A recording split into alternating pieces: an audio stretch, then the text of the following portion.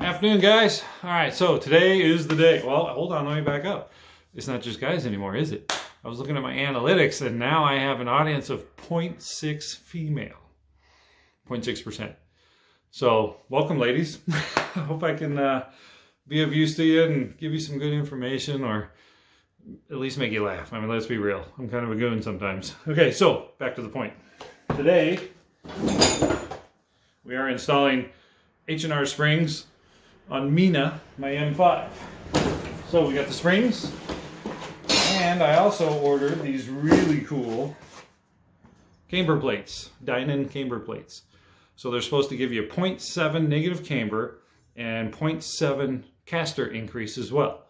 So it's going to handle better, particularly at medium to high speeds, and give you a little more negative camber, so you got more mechanical grip, which is a good thing. So all that aside, we'll get it on and going. I've assembled the tools that I think I'm going to need.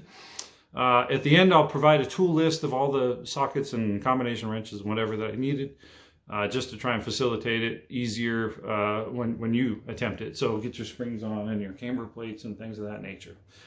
So without further ado, let's get this going, huh? To begin this, I'm going to go with doing one side at a time because of the limited space I have in the garage. And this is the way it's playing out. I think that'll work out better. So to begin, we're going to take our measurement from the lip to the center hub. There you go. So we know how to what distance to retorque our control arms at, because we're going to have to take off some suspension bits. So we got to get it back to the appropriate positions as it sits on the ground, under weight. So if we measure that, we can jack up the hub and tighten the control arms and whatnot down at this measurement, which I think it was 15 inches. Okay. And then we'll do the same in the back because I'm doing one side at a time. And that was 13.5 inches. So I'll jack up this side, put some jack stands under the jack points, and then I'll be able to get these tires off. All right. All right, guys, I got the wheel off, of course. Mine has the Brembo brakes on it, so it's a huge caliper, and they're kind of cumbersome and in the way a bit, but it's a good problem to have, right? So I've disconnected the tie rod off the steering rack, and we got to get those two loose, let that one hang, but first I want to get this sensor out so I don't break it. Okay, this is your ABS sensor. Detects, you can't see it through the hub in there, but it's for, it's for ABS, traction control, and all that, but traction control is more for the rear, not for the front. So we'll get this taken out, and then I'm probably going to go the route of splitting some of these unions down here. That way I can get this spindle to kind of slump over, because this shock tube is going to come out of this mount, right? And there's the bottom of it there. So this is where it's held in. That locating bolt, I'm guessing, is something similar to what it's called. And then this kind of clamp force on this thing, and that'll loosen up this shock tube. And then we can just let it hang until we get it ready, and then come up here and take out these 3 bolts. Now, this is an M5, so it has EDC.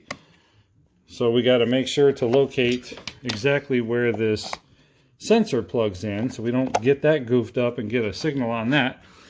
Because if you own an M5, which is probably why you're watching this video, you know that these things are kind of funny about sensors.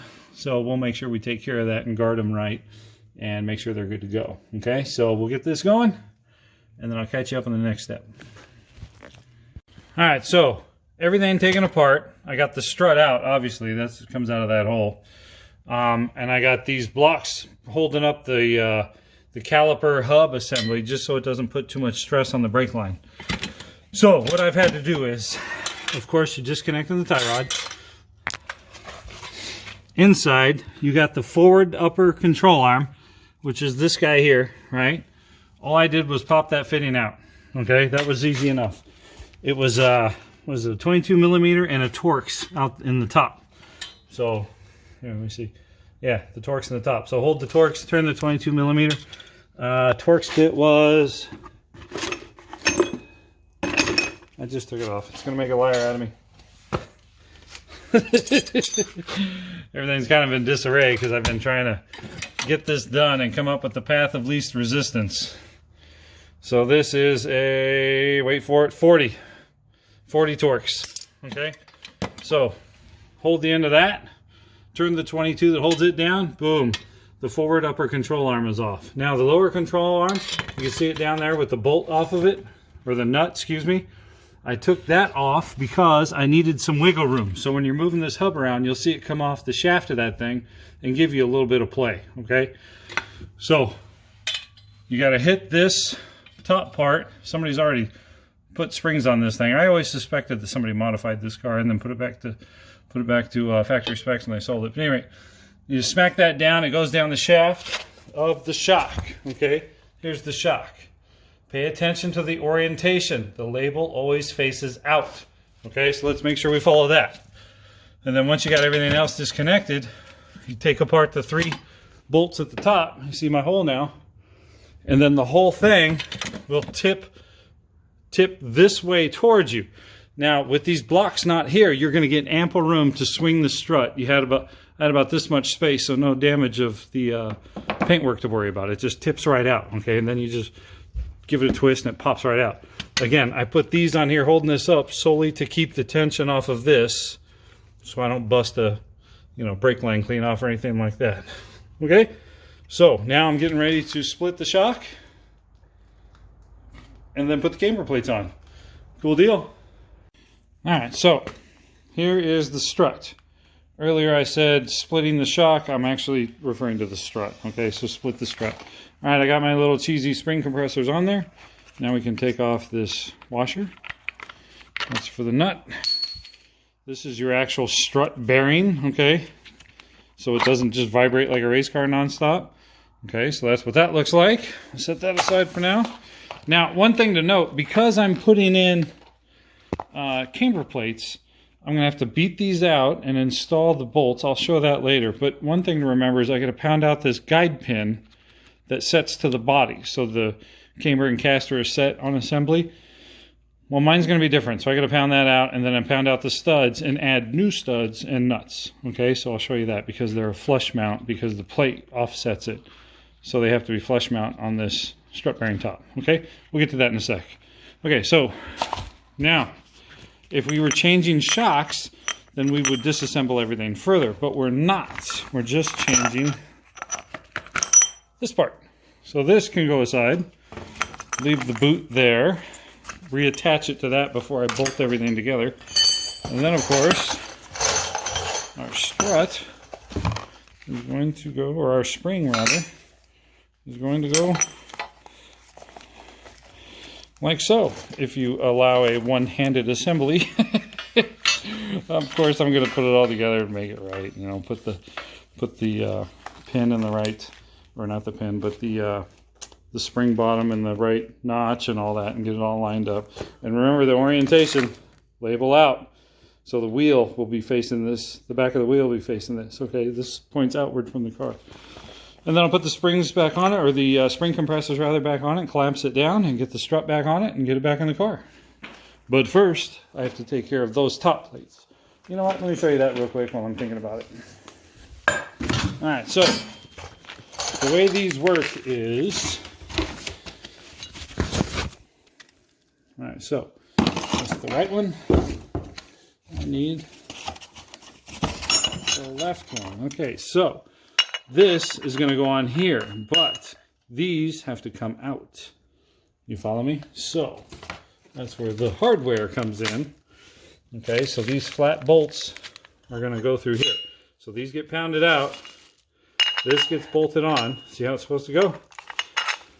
But these bolts, these nuts sticking out will be gone. And these flat-headed screws, I don't know if you can make them out in the package. There's 2 of them together, but they're flat-headed that countersink in here. And then you got to install the nuts underneath. So this plate will actually mount flat to this. Now, if you also notice, for illustration purposes, that's going to make your hole off-center. Okay? And let me set it on there so you get a better idea. Alright, the hole's off-center. Okay, so when you put all this back together, see? That means it's going to go this way. So I got to trim the body in the car, not here, in the car. I got to put a notch in the bodywork because it's going to shift it to the back. Okay? So I'll show you that too when I get there. I know I don't want to cut holes in my car, but you know, sometimes you gotta do what you gotta do for the sake of improved handling, right? So let me get this back together and we'll pick it up again. All right, so that is the directions that came with it, okay? And this is what the end result will look like. Okay, I went ahead and put some Loctite on these things because I don't want these stupid bolts vibrating loose. Then you got to take the whole thing apart, just to get to them. All right, so the orientation is such where you take out that alignment pin, the guide pin, top of the strut, which is the hole right there, and they pound out super easy. I mean, literally 2 taps of the hammer and they were on the ground. So it's almost like BMW knew we would be doing this sort of thing. So there's the finished result. I got that in there. Of course, once you get that done, then you're going to reapply or reattach all the other little things. And then, you know, get the shock on there, get the spring on there, slide that together, and then we'll be good to go. So let me get that assembled. Don't need that anymore. And this is pretty much going to be reverse the process, but I'll show you how the strut went in the hole and it all kind of tipped inward real nice like. And hopefully you'll have the same results once you get it to that level. Okay? All right, let's see if we can get this puppy back together. Remember I told you about the orientation of the decals on the strut itself. Well, that also helps you with this notch. I don't know if you can see it in the video. That is a locator that goes inside the housing itself. So let's see if we can get this puppy in there.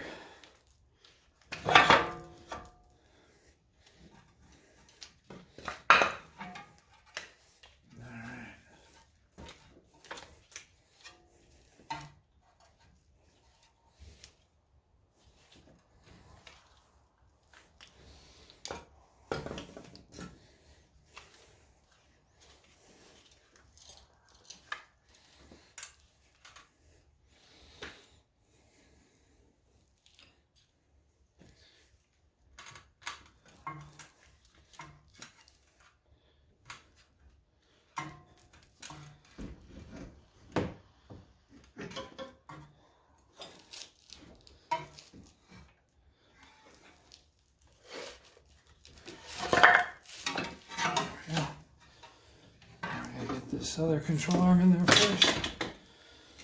Let me get my stool over here.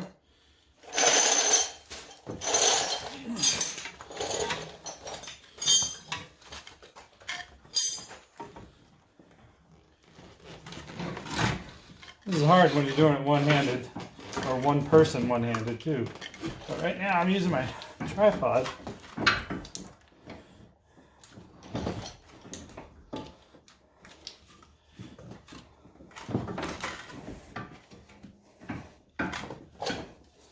Alright, so what I'm doing now is trying to get the forward upper control arm into its hole.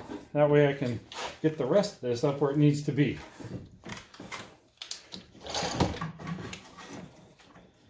Well, here, let's do this.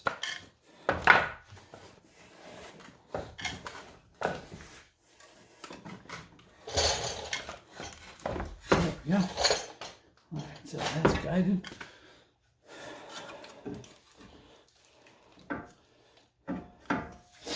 Okay, now it's more or less in place. I'm going to get some more wooden blocks up here to prop it up. Then I can get this strut going into its sleeve, and then I can get the forward upper control arm in place. Then once that's done, hoist this up in here. Make sure I got my orientation right, because these only go one way. Okay, and then start bolting it all back together.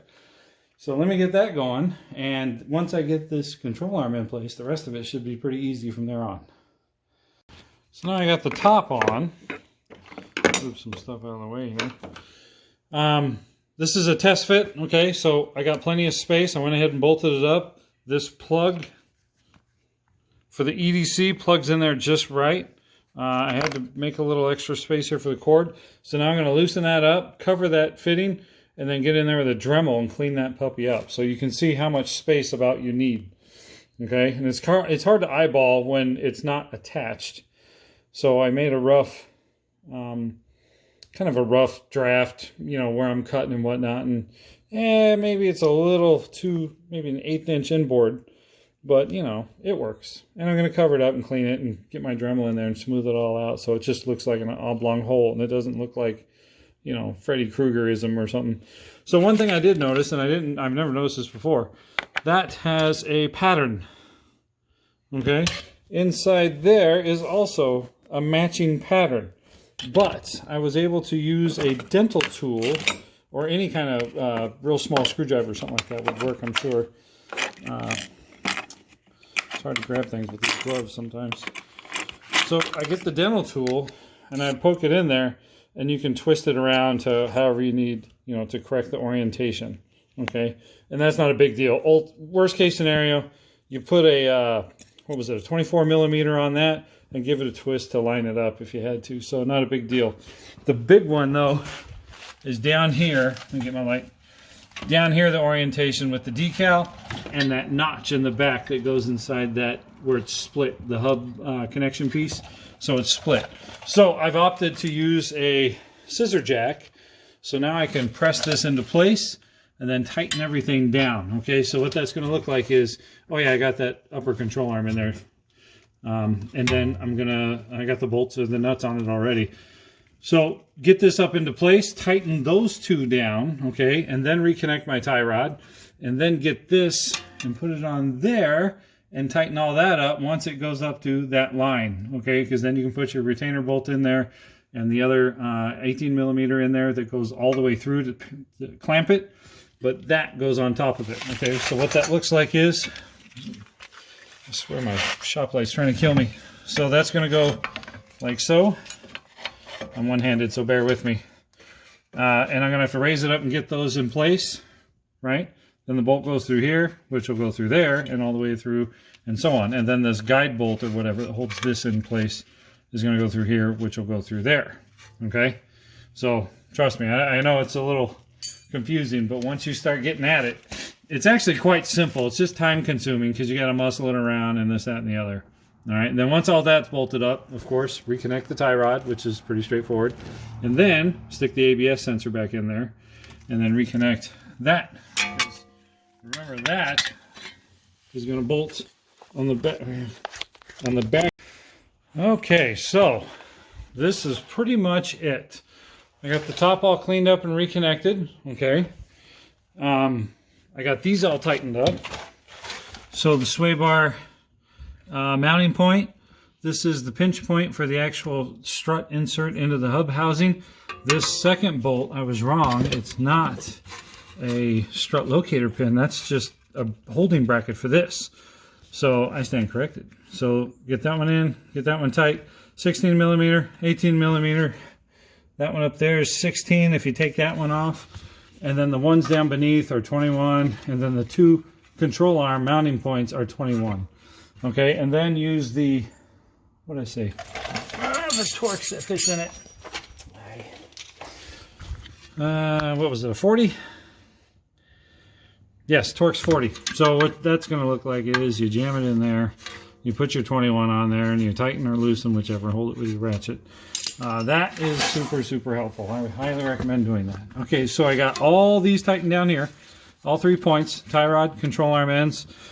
I loosened these, so I torqued those down, and that one over there, torqued that one down. But remember to put it at height when you torque it down, okay? So I used the scissor jack for my Range Rover and got this thing up to, it was 15 inches when I took this apart. But the H&R springs lower it about 1.25 inches. So you got to compensate for that. So from here to here, I just went with like 14 inches. It's not rocket science. I think I got a bad control arm anyway. I didn't look because I don't have it, so it really doesn't matter. So we'll see when I get it aligned what they tell me. It doesn't move by hand, so I think it's barely starting to go bad. You know, thunk around by hand rather. But yeah, I'll get it looked at when I get the alignment set. So I got an appointment tomorrow morning to go and get the alignment done. Okay, so this went together quite well. It is a time-consuming job, kind of a pain in the butt. Just because you got to muscle it and you got to this, that, and the other, manhandle the thing a little bit, and you know, bust loose some very tight fasteners. So if you got a northern car and you got any kind of salt, corrosion, rust, anything like that, it's going to be harder. Sorry, but it is. And then other than that, it went together and took it apart and took it back together in no time at all. So the good news is this is the learning one. The rear one is a lot easier because there's not as many moving parts. So I'll knock that one out. So far, I'm about 3 hours into this. And the rear should take a shorter amount of time. And then the other side should be hopefully half the amount of time, just because now I got an idea what I'm walking into so I can step it out. Okay, so the left front done. That the camber plate mounted up real nice. I like the way that looks and feels so far. And then the rear, of course, we don't have camber plates. This is only for the front. Other than that, I think we're good to go. So let me move on to the rear. All right, the rears. Okay, so you don't have to worry too much about orientation because it's only going to fit one way. Okay, so that's a beautiful thing. So just make sure it gets in the notch and the little shock absorber pad there, and you'll be all right. The spring perch seat pad, I guess we'd call it. So basically, I took off this one and this one. I loosened them up. Those I left. Okay, that's going to actually bring the suspension up. So when you pop this out, it will pop. So be careful. It'll kind of scare you a little bit. It's not going to hurt you. It's not going to pop hard.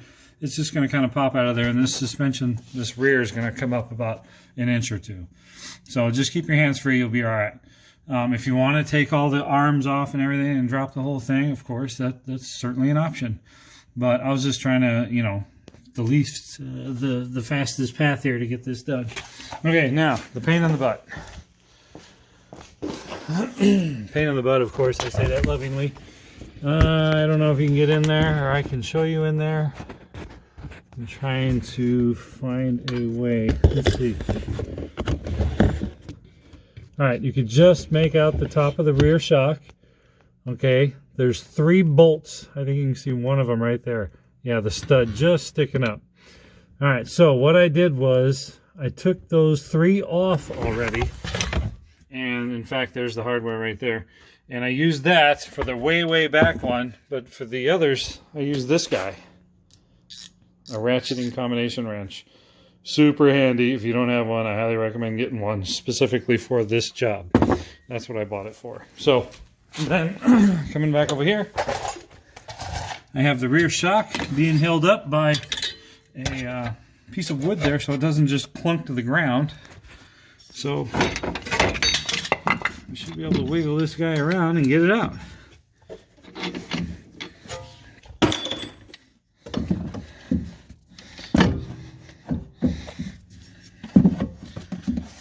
Well, it's free of the tube tunnel. All right, I gotta get 2 hands in here. All right, so I thought I could get this strut out. You see it's out now without removing this rod, but I had to. So here it is there. I didn't remove it.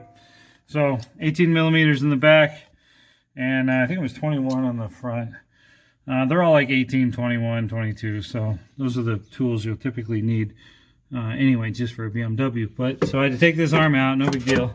I already took the measurements for the hub to fender height so I could easily get it back into play. The rears only lower it like 1/2 inch, so I'll just compensate for that when I jack the thing up and get it all torqued down to spec. So that's easy enough. So now I have the shock out, or the strut, excuse me. Get this puppy up here. So disassembly is going to be just like the front, except I don't have to punch out these, and I don't have alignment pins to worry about. The only thing that's going to line by is that has to go into the body of the hub itself. So the orientation is such to where the stickers are going to face inward. Okay, so that has to go into the hub. So this is how it's going to go back in the car like so. Okay. So other than that, we're pretty good to go. This one took significantly longer, shorter I should say. The farting around in the trunk thing ate up some time, but other than that, I got it all squared away. I got tools everywhere because I'm scurrying about trying to hurry up and get this done before it gets too dark. Because I have an appointment first thing in the morning, so I'll probably be working on this thing into the night. No big deal. I'll just drink a beer and wrap it up and have a good day. Good night. So it's getting a little chilly, so my nose is starting to run more. That's about it for that. I'm going to go ahead and replace this one just like I did with the front, which is going to be bust this nut off, take all these things off. I'm only replacing the spring, so I don't have to worry about shocks and things like that. Just make sure the bump stops are in there. This bump stop's looking a little bit rough. I'll take a look at it when I get it apart. Other than that, on the fronts, I didn't have to use a spring compressor to put it back together, which I thought was interesting. So we'll see if I have to do the same on the rears. Other than that, it's pretty straightforward stuff. Oh, one thing I ran into, this clip. Make sure you get it free and clear and stick it in the hole when you're trying to get this thing out, because it likes to get caught on every little sharp edge. So, and then I got to pop off this little cap to get the nut off and off the bolt itself. Okay. Because remember, these are EDC shocks, so they got the weird electrical connector in there that the nut just goes over. So that's about it for now. Everything else looks good. The bushing down here looks good. No dry rot or anything like that, so that's always a promising thing to see. And other than that, I'll get this wrapped up and show you the end result. So I got that upper control arm on and mounted. Reattached all the lines. Reattached these two guys and torqued them down. And then, of course, got the shock in. I got to torque that bolt yet. That's not fully done. And then the three up top. I'd show you, but you're not going to be able to see anything. It's such a tight little environment. So the rear, I'm going to go ahead and say is pretty much done. I got a tiny bit of a gap there. That's a bummer, but yeah, I'll let them settle and then see about getting in there and give it a twist, see if I can get it back in its dead spot against that. Yeah, everything's going great. Everything looks good. Getting ready to wrap it all up and put it all back together. Torque up that strut bolt, excuse me. Get that tightened down, and that's about it. Everything else is good to go. I raised it up to, let's see, it was 13.5, so I took it to 13 inches from hub to fender lip and torqued it down. I just got the scissor jack out of the way, in fact. That's what I used it on. And yeah, everything's looking good. So at this point, I'm going to go ahead and get the other side done. It's pretty much the same as this side. It's exactly the same as this side. And then we'll do a wrap up here in a bit, okay? So here is the end result. There's the ride height. It's about an inch lower. Fender lip is just above the tire there. It's exactly what I wanted. And then the rear also sits nice. It's at about a ½ inch lower. It's not much lower at all. And I won't be driving her today because it's snowing, if you can believe that. So, whatever, these things happen. So, okay, this is with a 15mm spacer on the hub. You can just barely see it in there now. So, I don't know what kind of clearance you're looking for, if you put these springs on and whatnot, but remember, I have negative camber plates on the front of this thing, so it's tipped in. This is set at 2 degrees. Okay, both sides are set at 2 degrees. So something to bear in mind if you're going to be adding these springs and going with camber plates, because you are now going to have an additional gap in there. Okay, something to think about.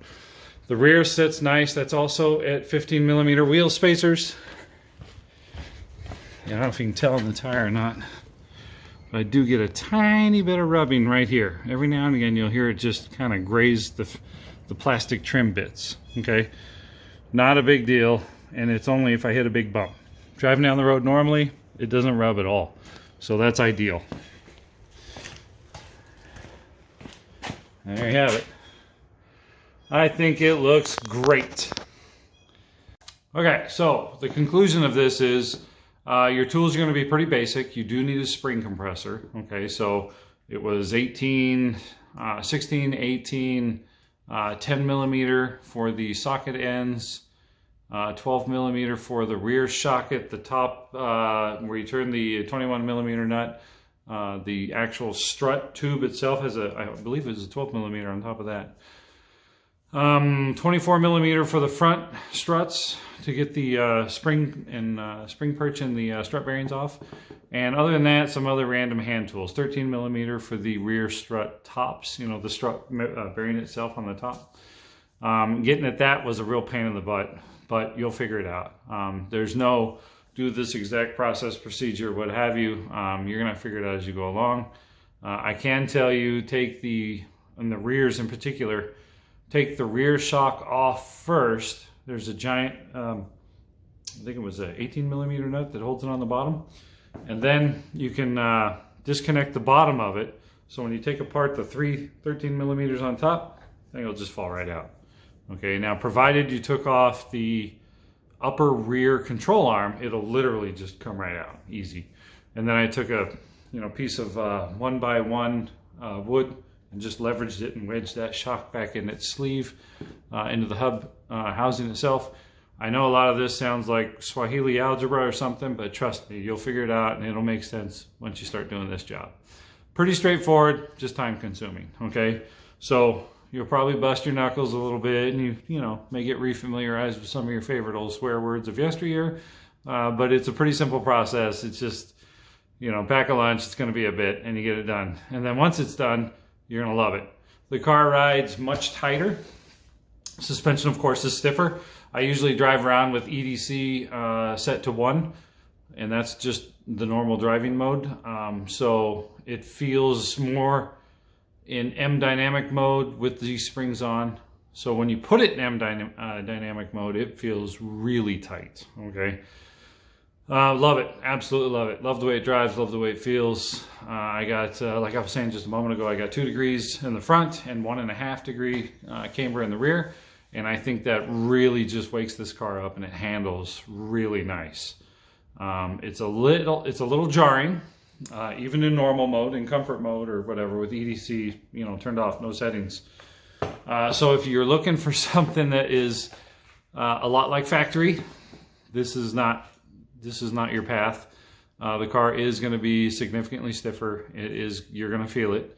It's not, shaking the feelings out of your head kind of stiffer, a bit stiffer than normal, okay? So I would liken it to, these springs are about the equivalent of EDC in, I'd say in the 2 mark, 1 mark. Yeah, I'd say 1 mark.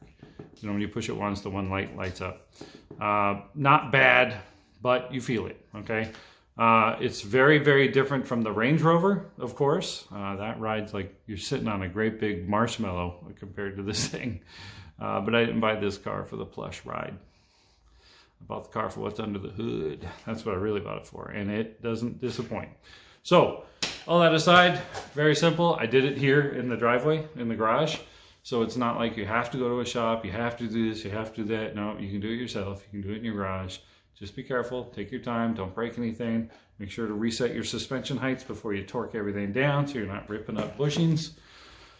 Oh, and the camber plates. If you put camber plates on, make sure that you keep a 3/16, maybe even a 1/4 inch trim around the shock hole, because remember, you're offsetting the hole, going to negative camber, negative caster. So make sure you trim it out so you got a nice opening of about 3/16 of an inch. I'd say it's a good rule of thumb because you got to put that plug back in there and it has to go over the top of that strut top, for the EDC. Again, I know it doesn't make a whole lot of sense right now, but once you start trimming it out, you'll know exactly what I mean, okay? So, best of luck to you if you decide to endeavor this yourself. I enjoy it. I'm glad I did it. I'm really, really glad I did it. Was it a pain in the butt? Yeah, well, anything worthwhile is going to have some sacrifice to it. Excuse me. So, best wishes to you. I hope you enjoy. I'll be having a lot more videos with the M5 coming out soon, and then I got some major service to do on the Range Rover coming up soon, and replacing the catalytic converters and things like that. And that's about it. So please like, share, comment, subscribe, and let me know what you think. Let me know if you have any questions. I'll answer them as best I possibly can, and let me know if there's something you're hoping to see in the future, or maybe something I've come across could be of assistance to you. We're all in this together, right? So take it easy, have a good one, and I'll talk to you later.